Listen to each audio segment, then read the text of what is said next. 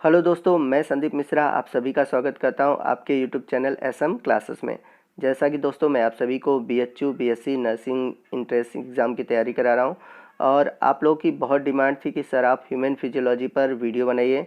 तो आज के इस वीडियो में हम ह्यूमन फिजियोलॉजी से जुड़े हुए जितने भी एमसीक्यू हैं उनको सॉल्व करेंगे। तो बहुत अच्छा वीडियो है, आप शुरू से अंत तक जरूर देखिएगा। तो आइए वीडियो की शुरुआत करते हैं। तो हमारा पहला क्वेश्चन है, मनुष्य के शरीर में मुख्य नाइट्रोजनी अपशिष्ट कौन सा होता है? तो इसका राइट ऑप्शन है ऑप्शन ए, यूरिया। मैं यहाँ पर आपको और भी इम्पॉर्टेंट क्वेश्चन इससे रिलेटेड बता दूँ, क्योंकि इससे रिलेटेड और भी क्वेश्चन पूछे जाते हैं। तो जितने भी मैमल्स हैं, मोस्ट ऑफ द एम्फीबियन है, शार्क है, सम बोनी फिशेज हैं, ये सभी नाइट्रोजनस वेस्ट यूरिया के रूप में निकालते हैं। वहीं यूरिक एसिड के रूप में जो ढेर सारे रेप्टाइलियन हैं और उसके बाद जो बर्ड हैं, इंसेक्ट हैं और कुछ लैंड स्नेल है, ये नाइट्रोजनस वेस्ट यूरिक एसिड निकालते हैं। तो यूरिक एसिड बर्ड से रिलेटेड बहुत पूछा जाता है, तो आप इसको याद रखिएगा। वही बात करें नाइट्रोजनस वेस्ट अमोनिया के रूप में कौन निकालता है? तो मोस्ट ऑफ द जो एक्वेटिक एनिमल हैं और मोस्ट ऑफ द जो बोनी फिशेज हैं, ये अमोनिया नाइट्रोजनस वेस्ट के रूप में निकालते हैं। तो ये कुछ इम्पॉर्टेंट टॉपिक हैं आपके नाइट्रोजनस वेस्ट से रिलेटेड, आप इसको नोट कर लीजिए। और यहाँ पर एक क्वेश्चन और बनता है, जो अमोनिया है सबसे मोस्ट टॉक्सिक नाइट्रोजनस वेस्ट है और मोस्ट सॉल्युबल है वाटर में। वहीं बात करें हम यूरिक एसिड की, तो ये सबसे कम टॉक्सिक है और ये ईज़िली सॉल्युबल नहीं है वाटर में। तो सबसे हानिकारक है अमोनिया और सबसे कम हानिकारक है यूरिक एसिड। आइए चलते हैं अगले क्वेश्चन की ओर। अगला क्वेश्चन कहता है कि स्तनधारियों में यूरिया बनते हैं, यानी कि स्तनधारियों में जो यूरिया का निर्माण होता है वो कहाँ होता है? तो बहुत सिंपल सा क्वेश्चन है, पर आप लोग इसमें गलती करके आते हो। मैक्सिमम बच्चे गुर्दे यानी किडनी को करके आते हैं, बट याद रखिएगा यूरिया का निर्माण होता है यकृत में यानी कि लीवर में। आइए चलते हैं अगले क्वेश्चन की ओर। अगला क्वेश्चन है, मानव शरीर में सबसे छोटी अंतःस्रावी कौन सी ग्रंथि है? तो मानव शरीर में सबसे छोटी अंतःस्रावी ग्रंथि है पीयूष ग्रंथि। यहाँ पर राइट ऑप्शन है आपका ऑप्शन सी। यदि आपसे पूछता कि सबसे बड़ी अंतःस्रावी ग्रंथि कौन सी है, तो आपका राइट ऑप्शन होता थायराइड ग्रंथि। तो याद रखिएगा, सबसे छोटी अंतःस्रावी ग्रंथि है पीयूष ग्रंथि और सबसे बड़ी अंतःस्रावी ग्रंथि है थायराइड ग्रंथि।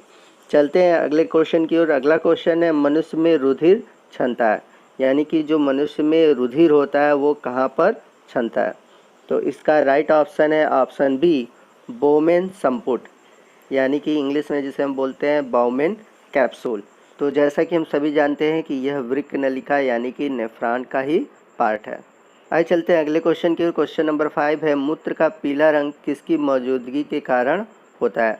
तो जो यूरिन है, तो यूरिन का जो येलोइश कलर होता है किस वजह से होता है? तो इसका राइट ऑप्शन है ऑप्शन डी, यूरोक्रोम। यूरोक्रोम के कारण ही मूत्र का पीला रंग होता है। तो यहाँ पर आपका जो राइट ऑप्शन है ऑप्शन डी है। अगला क्वेश्चन है, गुर्दे का कार्यात्मक यूनिट है, यानी कि फंक्शनल यूनिट ऑफ किडनी आपको बताना है। तो सिंपल सा क्वेश्चन, हम सभी जानते हैं कि जो गुर्दा है यानी किडनी है उसका फंक्शनल यूनिट है नेफ्रॉन। तो यहाँ पर आपका जो राइट ऑप्शन है ऑप्शन सी है। क्वेश्चन नंबर 7 है, कृत्रिम गुर्दा यानी कि आर्टिफिशियल किडनी निम्नलिखित में से किस सिद्धांत पर कार्य करता है? यहाँ पर आपको बताना है कि जो आर्टिफिशियल किडनी है वो किस थ्योरी पर बेस्ड है। तो यहाँ पर आपका जो राइट ऑप्शन है ऑप्शन सी है, डायलिसिस। चलते हैं क्वेश्चन नंबर 8 की ओर। क्वेश्चन नंबर 8 है, मानव शरीर में यूरिया का अधिकतम मात्रा किस में पाया जाता है? यानी कि जो मानव शरीर में यूरिया बनता है तो वो किस में सबसे अधिक पाया जाता है? तो इसका राइट ऑप्शन है ऑप्शन सी, मूत्र में, मतलब कि यूरिन में सबसे अधिक यूरिया की मात्रा पाई जाती है। क्वेश्चन नंबर 9 है, अपोहन यानी कि डायलिसिस का प्रयोग किस क्रिया को पूरा करने के लिए होता है? यानी कि जो अपोहन प्रक्रिया है वो किस क्रिया को पूरा करने के लिए होता है? तो यहाँ पर हम सभी जानते हैं जो किडनी है, किडनी में जो होती है अपोहन यानी कि डायलिसिस प्रक्रिया होती है, बट वो आर्टिफिशियल किडनी के लिए यूज़ होता है। जनरली वृक्क से जुड़ा अगर आपको क्वेश्चन पूछे तो अल्ट्रा फिल्ट्रेशन होता है। तो ये चीज़ें याद रखिएगा।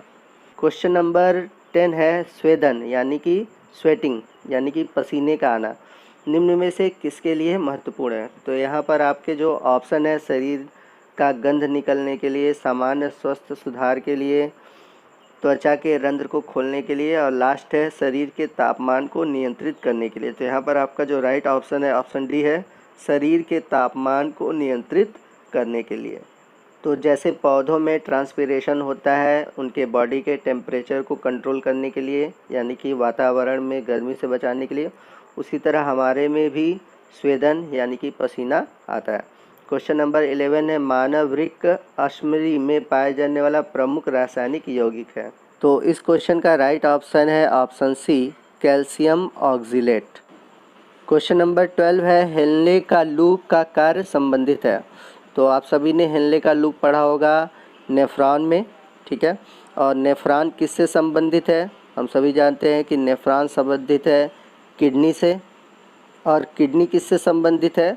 उत्सर्जन तंत्र से, यानी कि स्केटरी सिस्टम से। तो यहाँ पर आपका जो राइट ऑप्शन होगा ऑप्शन ए होगा। अगला क्वेश्चन है, सामान्यतः निषेचन होता है। तो हम सभी जानते हैं कि जो निषेचन होता है वो होता है फैलोपियन ट्यूब में, जिसे हिंदी में बोलते हैं डिंब वाहिनी नली। तो यहाँ पर आपका जो राइट ऑप्शन है ऑप्शन ए है। क्वेश्चन नंबर 14 है, गर्भाशय में विकसित हो रहे भ्रूण को किस संरचना द्वारा पोषण मिलता है? यानी गर्भ में जो भ्रूण होता है, जो बेबी होता है, उसको किससे पोषण मिलता है? तो इसका भी आंसर सिंपल है, आप सभी जानते होंगे।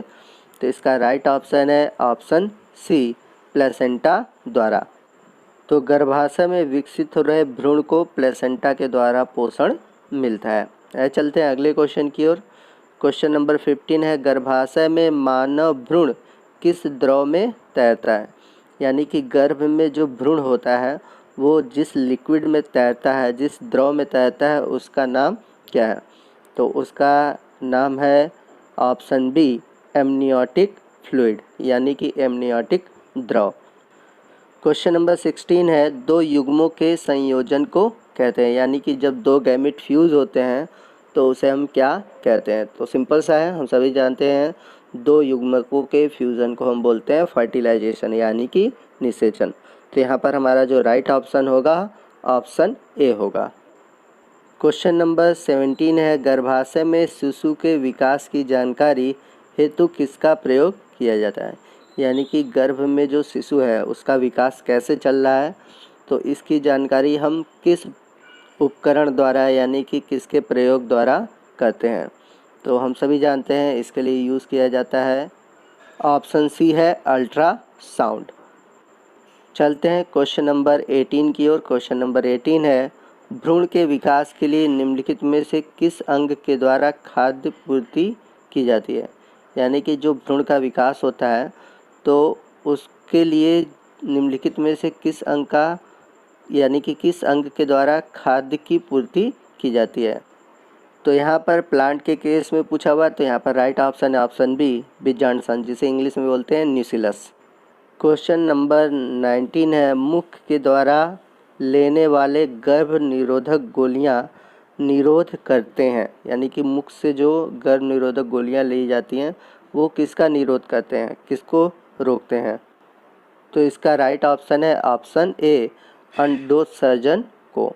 चलते हैं लास्ट क्वेश्चन की ओर। अगला क्वेश्चन है, निम्नलिखित में से कौन सी स्थिति टेस्ट ट्यूब बेबी की परिघटना को सही रूप से निरूपित करता है? मतलब कि क्या कंडीशन है इसमें, कौन सी कंडीशन है जो टेस्ट ट्यूब बेबी के लिए सही है? तो यहाँ पर राइट ऑप्शन है ऑप्शन सी, अब निषेचन बाह्य होता है और विकास आंतरिक होता है। तो दोस्तों आज के वीडियो में बस इतना ही। आपको आज का वीडियो कैसा लगा आप कमेंट करके ज़रूर बताइएगा। वीडियो अच्छा लगा हो तो ज़रूर लाइक कीजिएगा और अपने दोस्तों में अधिक से अधिक शेयर कीजिएगा ताकि वो भी इसका बेनिफिट पा सकें। और यदि आप हमारे चैनल पर नए हैं और अभी तक आपने हमारे चैनल को सब्सक्राइब नहीं किया है तो प्लीज़ हमारे चैनल को सब्सक्राइब कर लीजिए और बगल में जो बेल आइकन है उसको दबाना मत भूलिएगा ताकि जब भी मैं कोई नया वीडियो अपलोड करूँ उसका नोटिफिकेशन आपको मिलता रहे। तो मिलते हैं अगले वीडियो में अगले टॉपिक के साथ। तब तक के लिए जय हिंद, जय भारत।